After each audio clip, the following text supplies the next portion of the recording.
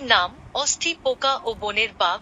সুন্দরবনের গভীর অরণ্যে থাকত এক বিশাল বাঘ, নাম তার বজ্রদাঁত। শক্তিশালী শরীর, তীক্ষ্ণ নখ আর গর্জনেই জঙ্গল কাঁপে। সব প্রাণী তাকে ভয় পায়। একদিন রাতে ঘুমিয়ে থাকা অবস্থায় এক ক্ষুদ্র পোকা তার শরীরে ঢুকে পড়ে। এই পোকা সাধারণ কোনো পোকা নয়, এর নাম অস্থি পোকা। তার খাদ্য শুধুই হাড়। ধীরে ধীরে বাঘের হাড় ক্ষয়ে যেতে থাকে, অথচ বাইরে থেকে কিছু বোঝা যায় না। বজ্রদাঁতের গতি কমে যায়, সে আগের মতো শিকার ধরতে পারে না। একদিন সে পড়ে যায় নদীর ধারে।